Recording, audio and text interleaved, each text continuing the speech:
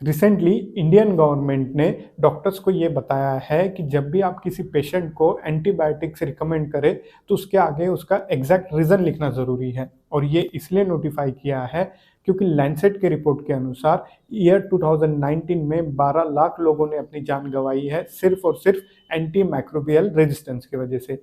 Hey everyone, my name is Nikhil Agarwal और आज हम इस वीडियो में देखेंगे कि एंटी माइक्रोबियल रेजिस्टेंस क्या होता है, इसके कॉजेस क्या-क्या होते हैं, इसके सॉल्यूशंस क्या है और रिसेंट गवर्नमेंट इनिशिएटिव्स क्या-क्या हैं। तो चलिए वीडियो स्टार्ट करते हैं। सबसे पहले देखते हैं कि एंटी माइक्रोबियल रेजिस्टेंस यानी एएमआर होता क्या है। देखिए, जब भी आपके बॉडी में कोई डिजीज़ या इन्फेक्शन होता है, चाहे वो वायरल इन्फेक्शन हो, चाहे वो पैरासिटिक इन्फेक्शन हो जैसे कि मलेरिया या तो फिर बैक्टीरियल इन्फेक्शन हो जैसे कि टीबी, तो इन सब डिजीज़ को क्योर करने के लिए आपको मेडिसिन दी जाती है। उन मेडिसिन को कहा जाता है एंटी माइक्रोबियल। ये एंटी माइक्रोबियल मेडिसिन करती क्या है, ये आपके बॉडी में जाके जो भी हार्मफुल माइक्रोब्स है या माइक्रो ऑर्गेनिजम्स है उनको ग्रोथ करने से रोकती है या तो उनको किल करती है। बट एंटी माइक्रोबियल रेजिस्टेंस में होता क्या है कि ये मेडिसिन्स आपके बॉडी पे असर नहीं करती है, ये मेडिसिन्स इनका काम नहीं करती है। आइए अब एएमआर के कॉजेज़ क्या है ये जानते हैं। सबसे पहला कॉज है selective pressure. Selective pressure means जब भी आप कोई डिजीज़ या इन्फेक्शन को क्योर करने के लिए कोई मेडिसिन लेते हैं तो वो मेडिसिन आपके बॉडी में वर्क करती है और हार्मफुल माइक्रो ऑर्गेनिजम्स को मार गिराती है। बट कुछ माइक्रोब्स बच जाते हैं और जब उन माइक्रोब्स के ऑफस्प्रिंग आते हैं तो उनमें ऑलरेडी ये दवाई से लड़ने की क्षमता होती है। इट मीन्स कि वो ऑफस्प्रिंग में रेजिस्टेंस डेवलप हो गया है। सेकेंड कॉज है inappropriate use. Inappropriate use means suppose कीजिए आपके बॉडी में कोई वायरल इन्फेक्शन हुआ है, मीन्स ऐसा इन्फेक्शन जो कि वायरस से कॉज हुआ है, बट आप उसको क्योर करने के लिए रिपीटेडली एंटीबायोटिक ले रहे हो। तो क्या होगा, इससे आपका इन्फेक्शन तो क्योर नहीं होगा बट आपकी बॉडी जो है वो एंटीबायोटिक से यूज्ड हो जाएंगी। मीन्स इन फ्यूचर जब आपको कोई बैक्टीरियल इन्फेक्शन होगा तो ये एंटीबायोटिक आप पे वर्क नहीं करेंगी। थर्ड इंपॉर्टेंट कॉज है एग्रीकल्चरल यूज़। आप एग्जांपल समझिए, पोल्ट्री फार्म में जब मुर्गियों को खाना दिया जाता है तो उसमें एंटीबायोटिक मिला देते हैं। इससे दो चीज़ें होती है, एक तो उनकी ग्रोथ अच्छी होती है और सेकेंड, इन फ्यूचर अगर कोई बैक्टीरियल इन्फेक्शन आता है तो उन मुर्गियों पे कोई असर नहीं होता है। बट इसकी सेकेंड साइड ये है कि अगर इन फ्यूचर कोई बैक्टीरियल इन्फेक्शन नहीं आता है तो उस मेडिसिन का मुर्गियों की बॉडी में रेजिस्टेंस डेवलप हो जाता है। इन द लेटर स्टेज जब हम उन्हें कंज्यूम करते हैं तो हमारी बॉडी में भी वो रेजिस्टेंस डेवलप हो जाता है। इसे हम बायो मैग्निफिकेशन या बायो एक्यूमुलेशन भी कहते हैं।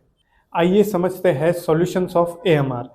तो सबसे पहला है अवॉइड इनएप्रोप्रिएट यूज़। मीन्स हमने जैसे कॉजेस में देखा था कि अगर आपको वायरल इन्फेक्शन है तो आपने रिपीटेडली एंटीबायोटिक नहीं लेनी है क्योंकि इससे आपके बॉडी में उसका रेजिस्टेंस डेवलप हो जाएगा। सेकेंड है अवॉइड इन्फेक्शन थ्रू वैक्सीनेशन। जैसे कि हम बच्चों में करवाते हैं, पोलियो का वैक्सीनेशन करवाते हैं ताकि इन फ्यूचर पोलियो की डिजीज़ इनको ना हो। तीसरा है अवॉइड इन्फेक्शन। अब ये हम अवॉइड तो नहीं कर सकते ओवरऑल बट मिनिमाइज कर सकते हैं through our lifestyle. Fourth solution है बिल्डिंग इंफ्रास्ट्रक्चर। एक एग्जांपल से समझिए, आप किसी इन्फेक्शन की वजह से डॉक्टर के पास जाते हैं, वो आपको ब्लड रिपोर्ट करने बोलता है बट रिपोर्ट आने में 1 से 2 दिन लग जाते हैं। तब तक डॉक्टर क्या करता है, 2-3 तरीके की मेडिसिन लिख देता है।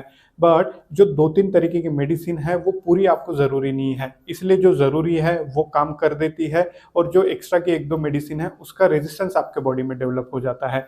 बट अगर हमारे पास में इंफ्रास्ट्रक्चर अच्छा हो तो आपकी रिपोर्ट तुरंत मिल सकती है और डॉक्टर आपको एग्जैक्ट मेडिसिन प्रिस्क्राइब कर देगा।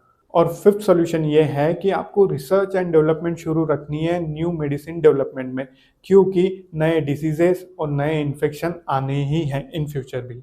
तो आइए अब जानते हैं कि गवर्नमेंट के इनिशिएटिव्स क्या है एंटी माइक्रोबियल रेजिस्टेंस से फाइट करने के लिए।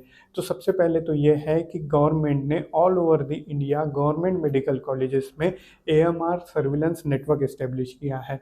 सेकेंड इनिशिएटिव ये है कि हमारे ICMR means Indian Council of Medical Research ने all over the India tertiary hospitals में एक नेटवर्क इस्टेब्लिश किया है जो कि पूरे देश के एएमआर के ट्रेंड और पैटर्न बताता है।